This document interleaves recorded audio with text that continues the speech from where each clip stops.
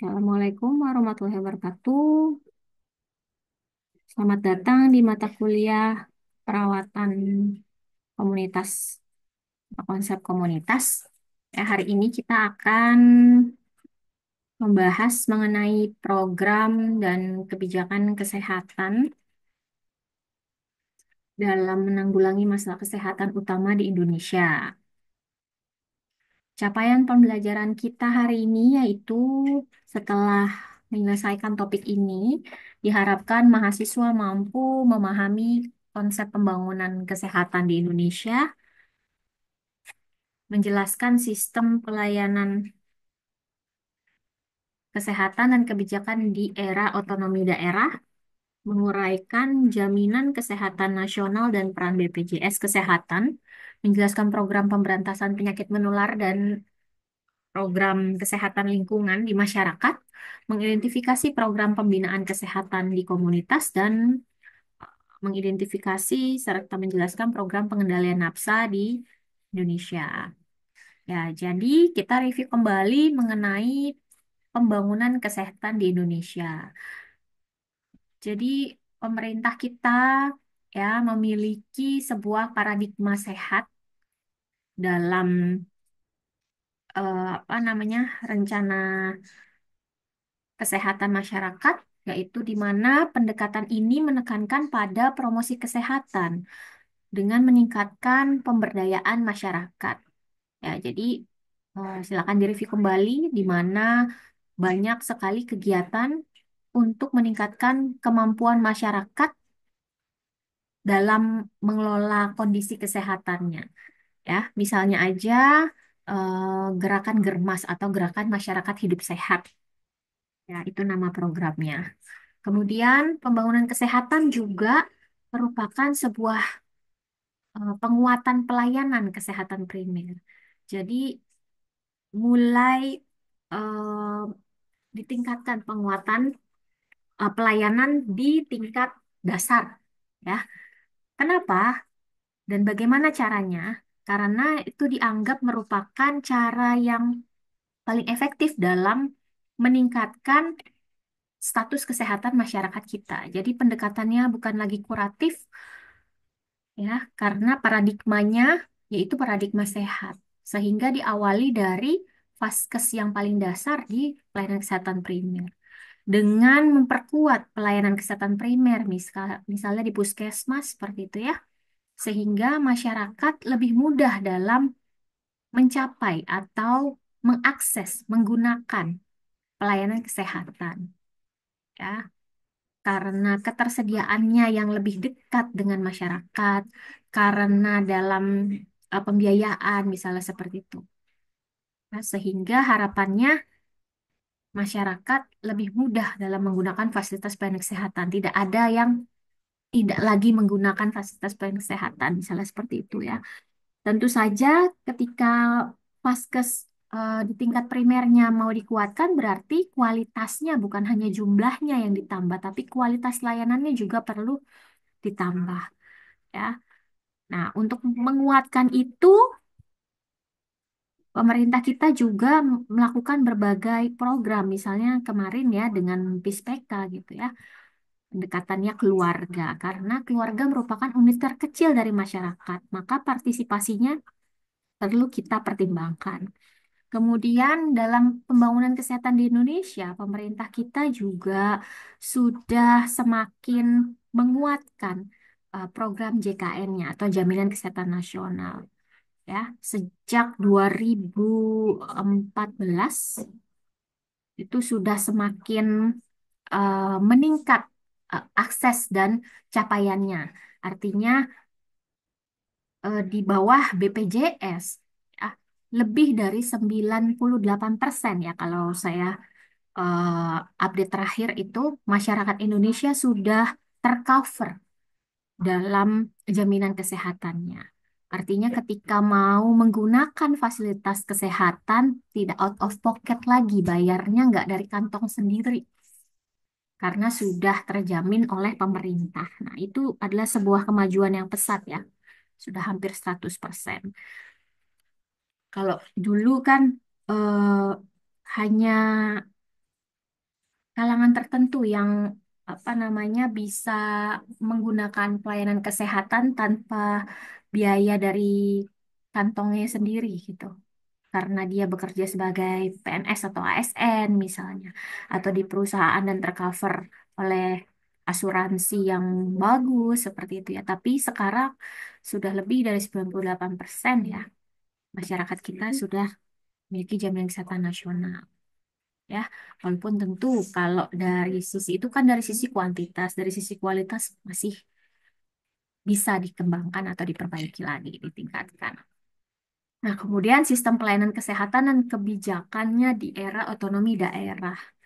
Jadi ketika kebijakannya di sini sudah dikelola oleh eh, daerah, artinya ada desentralisasi gitu ya, di mana pendelegasian wewenang dari pemerintah pusat kepada pemerintah daerah. Nah, ini tujuannya sebenarnya baik ya untuk tadi meningkatkan akses kepada seluruh masyarakat.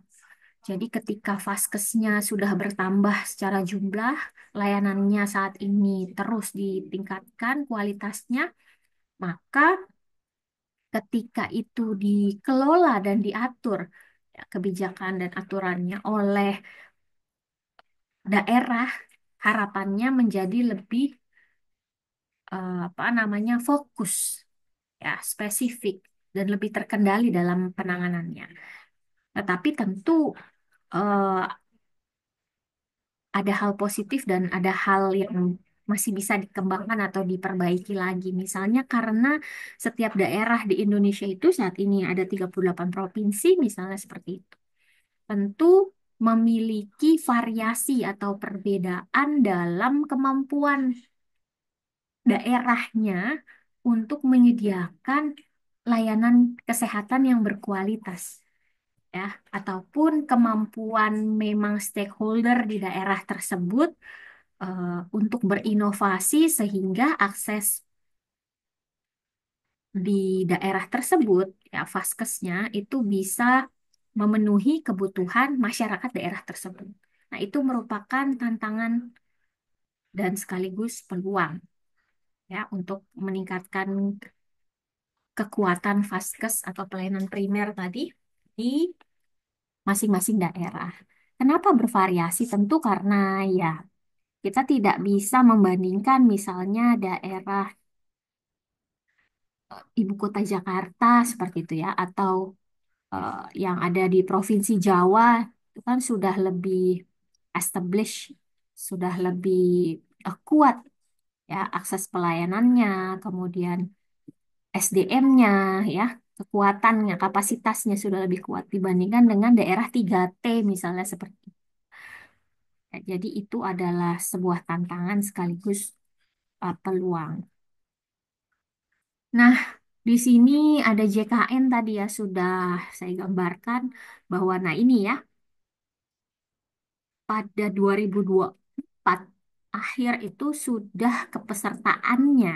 Nah, ini kan berarti dalam bentuk jumlah kuantitas itu sudah melebihi 98% masyarakat Indonesia merupakan peserta BPJS. Nah, ini artinya sudah tercover untuk bisa lebih leluasa dalam menggunakan akses pelayanan kesehatan. Jika dibandingkan awal-awal adanya BPJS ini ya, ini kan merupakan turunan dari Universal Health Coverage. Kita memanfaatkan pendekatan tersebut. Kemudian dalam hal pemberantasan penyakit menular dan kesehatan lingkungan di masyarakat. Jadi pemerintah Indonesia sudah memiliki banyak program untuk menyelesaikan masalah kesehatan masyarakat. Ya, program-programnya misalnya dengan TOS TB ini yaitu temukan, obati sampai sembuh tuberkulosis gitu ya kepanjangannya, yaitu sebuah program atau upaya untuk menemukan kasus ya, kalau sudah ditemukan maka bisa didiagnosis lalu diobati sampai sembuh penderita tuberkulosis. Bahkan secara digital juga mudah diakses informasinya dan dalam pendataan cukup baik ya terkait program TOS TB ini. Kemudian program lain pada penyakit menular misalnya dalam penanggulangan HIV/AIDS. Nah, ini merupakan strategi pencegahan dan pengobatan untuk mengurangi penularan dan dampak dari HIV/AIDS. Terkait penyehatan lingkungan, tentu karena lingkungan merupakan salah satu dari faktor yang paling berperan dalam eh, apa namanya peningkatan prevalensi penyakit menular ya.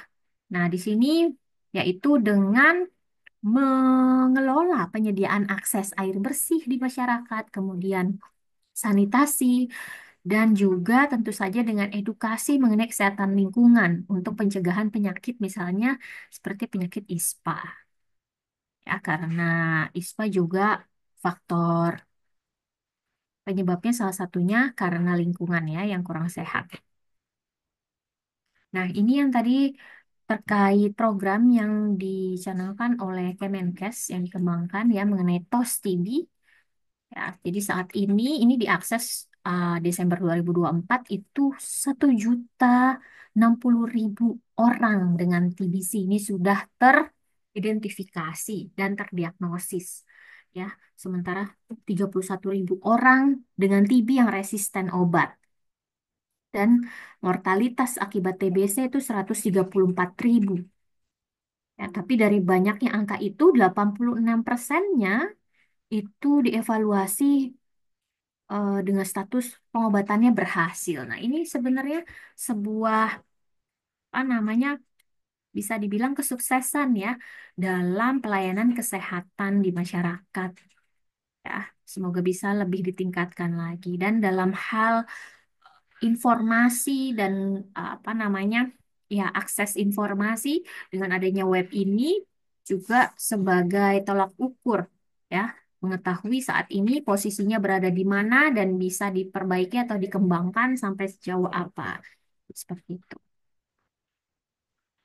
Nah, ini tadi ya upaya penanggulangan HIV/AIDS ini strategi pengendaliannya ya saat ini tujuannya yaitu adalah goalsnya pada tahun 2030, 95% orang dengan HIV itu bisa mengetahui statusnya. Ya, karena memang masih banyak ya yang belum tahu bahwa dia memiliki HIV gitu.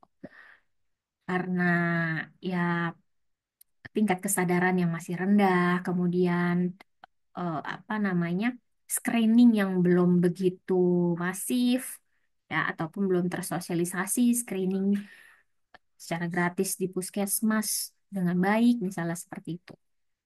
Pun sudah banyak juga di beberapa daerah. Nah, itu kan secara kuantitas.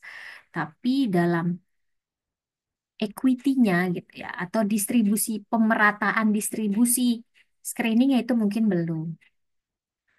Nah, kemudian target lainnya adalah 95% ODHIV juga mendapatkan pengobatan ARV ya.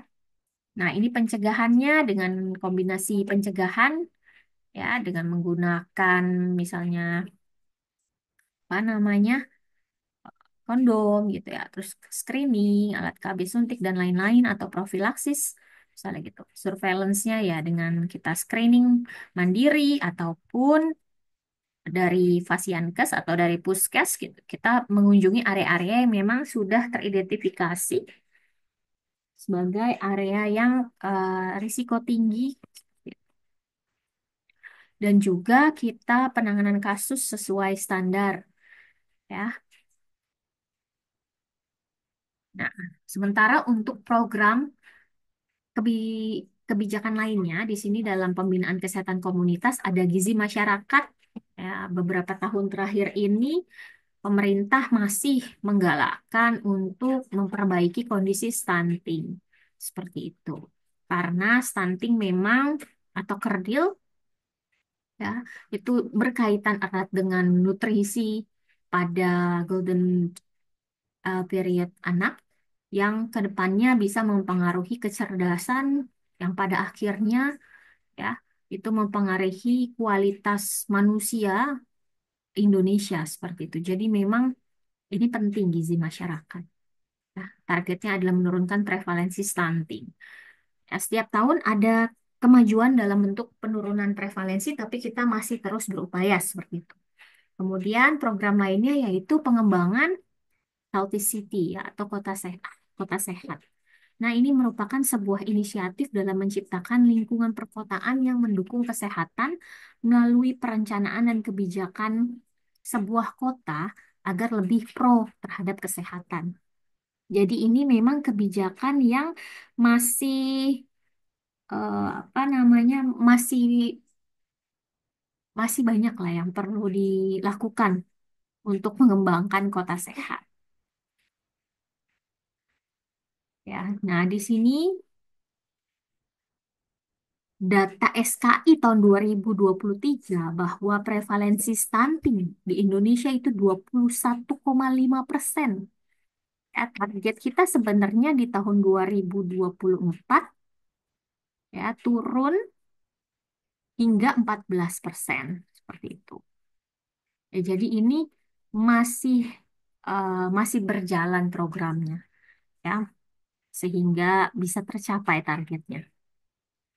Tentu saja dalam program ini meskipun kuantitas program untuk menyelesaikan penurunan atau apa namanya prevalensi stunting ini agar turun itu sudah banyak seperti itu. Bahkan beberapa tahun kemarin ya Kota Tangerang juga mendapatkan penghargaan gitu dalam capaian stuntingnya, program stuntingnya, tapi tetap saja ya kita masih ingin mencapai target itu. Ya, penurunan hingga 14% dan tentu bukan tanpa hambatan.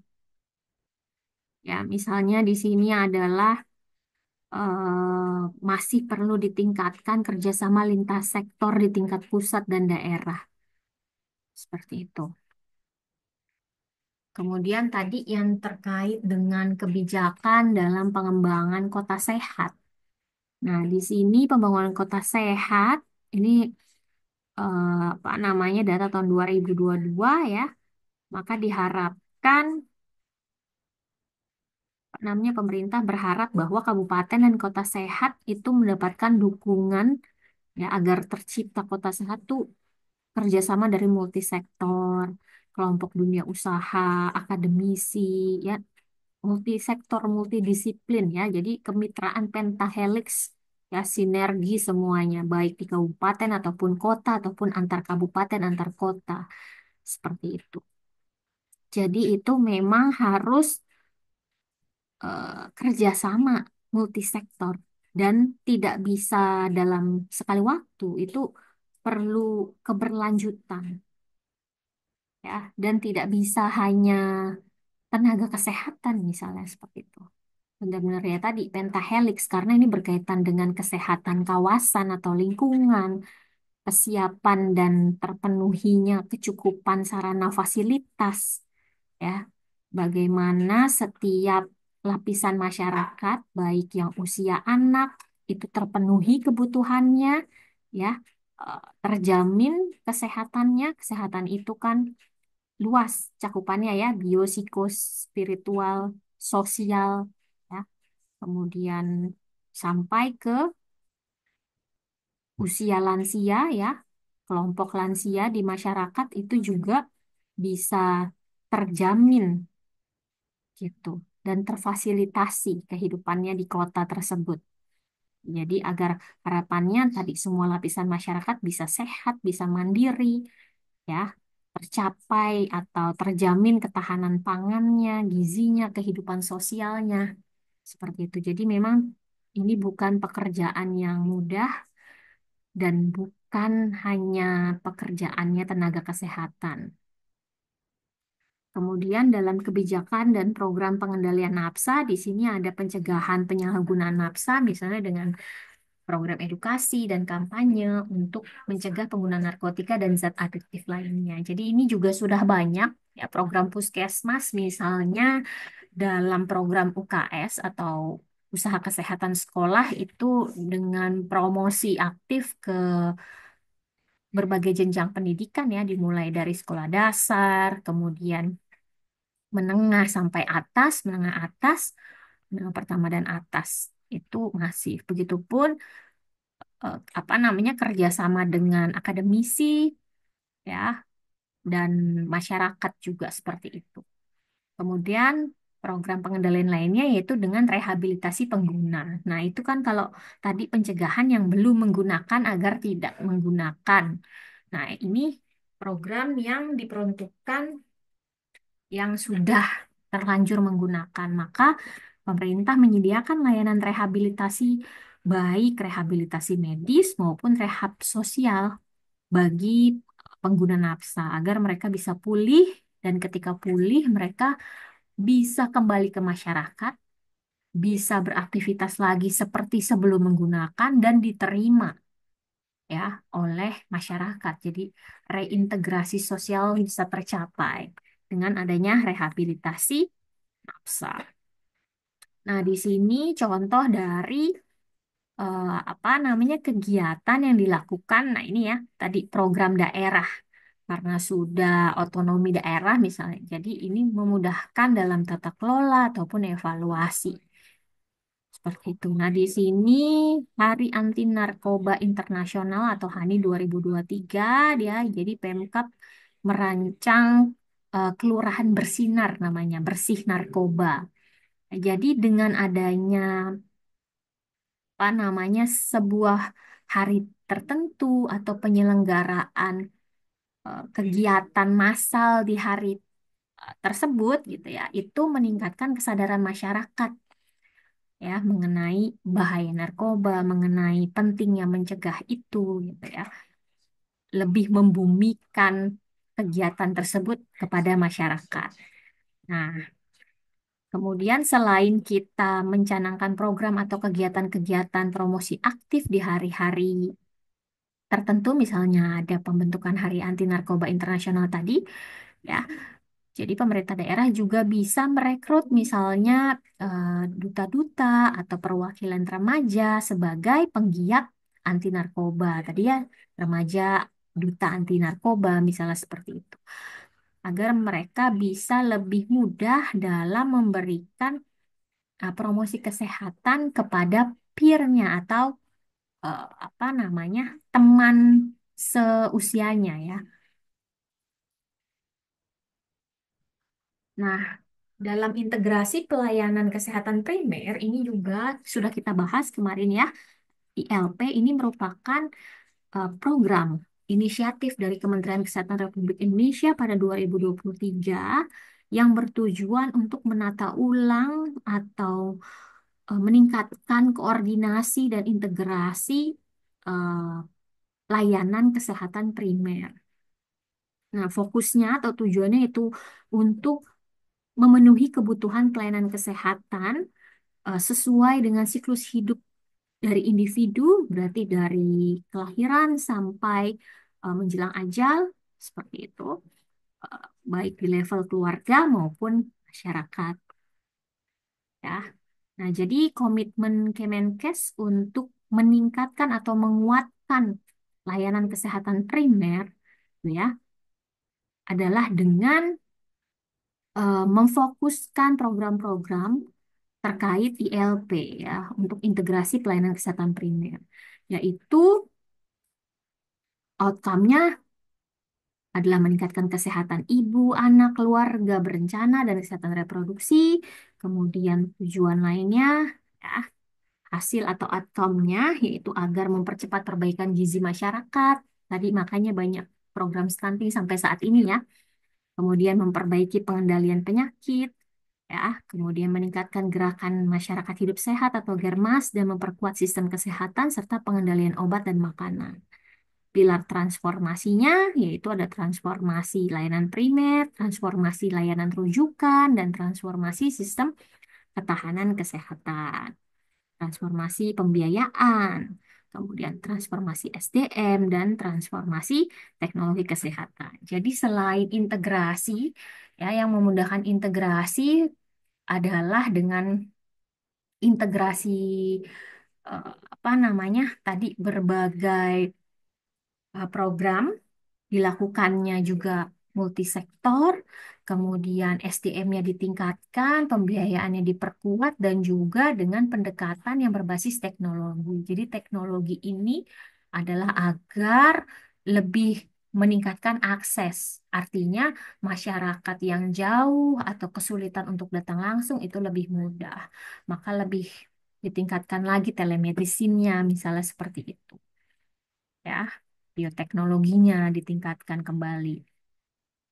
Nah, ini ya tiga program utama penguatan di layanan primer, misalnya yang tadinya imunisasi itu ada 11 jenis, jenis vaksin, sekarang sudah meningkat menjadi 14 jenis vaksin ya. Ditambahkan HPV, PCV, sama rotavirus. Kemudian juga HPV tadi ya, karena itu adalah penyebab dari kanker serviks ya. Jadi diimunisasi sekarang sudah ada dan juga rotavirus ya karena angka pneumonia dan diare pada anak tinggi. Itu merupakan penyebab kematian yang cukup tinggi juga di Indonesia. Kemudian terkait screening ya, ini ada 14 screening penyakit prioritas yaitu diidentifikasi dari mortalitas yang tertinggi di setiap tahapan usia karena tadi adalah akses layanannya sesuai daur hidup ya. Jadi ini sudah teridentifikasi dari hipotiroid kongenital sampai ke kanker usus. Itu sudah penguatan screening ya, lebih masif lagi screeningnya. Kemudian ini dari dulu sampai sekarang ya, peningkatan kesehatan ibu dan anak. Karena ini salah satu indikator keberhasilan atau kualitas pelayanan kesehatan kita dari KIA-nya. Ya, jadi di setiap posyandu itu dalam pengukuran kesehatan anak sudah lebih terstandar antropometri, kemudian pemeriksaan kehamilan AMC yang tadinya minimal 4 kali menjadi 6 kali, ya, dengan 2 kali USG. Kemudian ada screening kanker payudara, kemudian screening penyakit jantung bawaan, ya, pada neonatus. Nah, dari tiga fokus integrasi pelayanan kesehatan primer, yaitu terkait dengan pemberian pelayanan sesuai dengan siklus hidup manusia dengan pendekatan promosi dan prevensi, kemudian mendekatkan layanan kesehatan melalui jejaring sampai ke desa dan dusun. Ya. Jadi memang ini akses penting. Ya, bukan hanya jumlahnya meningkat, tapi jumlahnya meningkat di mana dulu. Kalau jumlahnya meningkat hanya di kota, tentu orang desa tetap kesulitan akses, tetap tidak pernah mendapatkan pelayanan kesehatan. Jadi sebarannya lebih merata, ya. Akses ditingkatkan juga bisa dengan pendekatan teknologi tadi ya. Dan juga fokus yang ketiga adalah memperkuat pemantauan wilayah setempat atau PWS. Nah, ini melalui digitalisasi, pendokumentasian data-data kesehatan di wilayah tersebut agar lebih spesifik dan agar ketika data tersebut didokumentasikan, kita bisa evaluasi program-program kesehatan ya, intervensi asuhan agar lebih menjawab kebutuhan masyarakat di daerah tersebut. Nah, ini ILP sebenarnya ini adalah kalau melihat prinsipnya ya, kemarin juga sudah kita bahas bahwa dari pendekatannya keperawatan komunitas, sebenarnya ini adalah sebuah konsep lama. Kalau kita lihat dari kacamata keperawatan komunitas ya ataupun keperawatan kesehatan komunitas PHN. Tapi implementasinya baru digalakkan, baru diperkuat lagi dengan dicanangkannya pada 2023 oleh Kementerian Kesehatan. Ya, kenapa kita bisa katakan ini adalah konsep lama dengan implementasi baru? Karena pendekatan siklus hidup itu sudah selalu kita gunakan ketika melakukan asuhan keperawatan komunitas. Bahkan di keperawatan keluarga pun kita menyelesaikan masalah tidak melulu mengenai masalah kesehatan. Kalaupun tidak ada masalah kesehatan, artinya tidak ada diagnosis penyakitnya, itu kita bisa memberikan asuhan keperawatan keluarga tuh dengan pendekatan siklus hidupnya sesuai tahap perkembangan keluarga, ya, sampai dengan keluarga lansia itu kan sesuai siklus hidup.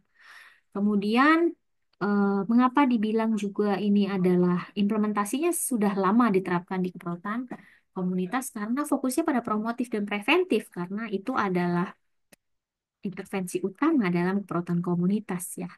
Kemudian kolaborasinya lintas sektor dan ini adalah sebuah kompetensi yang harus dimiliki oleh perawat komunitas memang mampu bekerja sama bukan hanya antar tenaga kesehatan tapi juga antar disiplin keilmuan. Seperti itu karena memang setting atau ruang lingkup kerja kita bukan hanya di ruang perawatan ya. Kalau di ruang perawatan berarti kan kita bekerja sama dengan tenaga kesehatan lain. Tapi kalau di masyarakat itu sangat majemuk sekali dan mungkin bukan fokus pada kesehatan saja. Kita harus atasi dulu misalnya masalah sosialnya atau masalah ekonominya. Baru kesehatannya bisa lebih mudah kita masuk untuk menyelesaikan masalah tersebut dan tidak semua hal bisa dilakukan oleh perawat sendirian di masyarakat. Kemudian ya konsep ini akhirnya sekarang eh, semakin digalakkan untuk memperkuat pelayanan kesehatan primer. Ya ini saya ambil dari slide-nya Prof. Junaidi Sahar ya bahwa keperawatan komunitas dalam ILP itu seperti ya konsep yang sama sudah lama kita implementasikan ya. Bersyukur berarti kita menjadi lebih apa namanya terfasilitasi untuk melakukan asuhan keperawatan komunitas. Mungkin seperti itu cara melihatnya ya.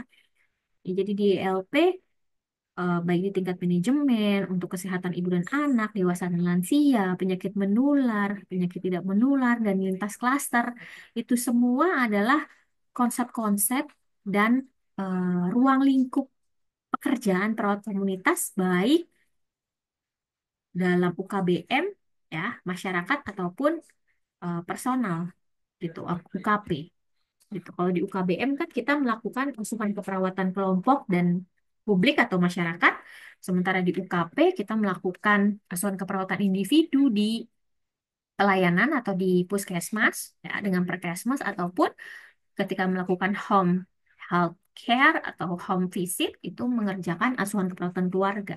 Itu sebenarnya semuanya mencangkup ILP ya. UKBM dan UKP itu merupakan bagian dari Perkesmas ya, Community Health Nursing. Memang pekerjaannya perawatan kesehatan masyarakat seperti itu. Nah, kemudian mengetahui semua itu dan kaitannya dengan kebijakan program kesehatan masyarakat di Indonesia, lalu apa tantangan dan strategi ke depan? Nah, di sini tantangannya yaitu kesenjangan akses layanan kesehatan, pendanaan, kualitas layanan di daerah itu mungkin berbeda-beda tadi ya, seperti yang sudah kita bahas sebelumnya bahwa dengan adanya otonomi daerah itu kita bisa melihat hal positifnya adalah bahwa bisa menjadi lebih terkelola dengan baik ya, bisa spesifik, bisa karena pemerintah daerah seharusnya lebih mengetahui masalah yang ada pada masyarakat di daerahnya sehingga lebih mudah lagi menjangkau, mengidentifikasi kebutuhan mereka, dan dalam memberikan akses layanan menjawab kebutuhan masyarakat daerahnya. Tetapi tentu tadi setiap daerah mungkin kekuatannya, SDM-nya, pendanaannya, fasilitasnya belum eh, sama kuatnya antara satu daerah dengan daerah lainnya. Seperti itu. Ya, makanya masih ada istilah daerah tertinggal kan, terluar dan tertinggal misalnya seperti itu. Maka strateginya seperti apa? Ya, yaitu dengan penguatan sistem kesehatan melalui transformasi layanan primer, ya dimulai dari layanan primer dulu yang paling dasar, kemudian meningkatkan ketahanan kesehatan, reformasi pembiayaan kesehatan. Ya, di sini nih, 2017 itu 110 puskesmas perbatasan. 2018 256 puskesmas di daerah tertinggal di perbatasan dari 48 kabupaten kota. 2018 dari 49 kabupaten kota. Ya, jadi memang masih terus berupaya untuk meningkatkan, ditingkatkan sudah ditingkatkan maka diperkuat ya. fasilitas dan eh, kualitas layanannya. Itu saja dari konsep komunitas atau keperawatan komunitas satu ya. Jadi sehatnya bangsa dimulai dari komunitas yang peduli. Maka berupayalah menjadi perawat yang bukan hanya mampu untuk merawat, menyembuhkan, tapi juga mampu menguatkan, mencegah, dan menginspirasi perubahan.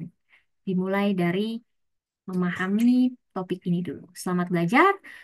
Demikian dari saya. Jika ada yang masih ingin didiskusikan, silahkan kontak langsung. Saya akhiri dengan hamdalah. Alhamdulillahirabbil alamin. Wassalamualaikum warahmatullahi wabarakatuh.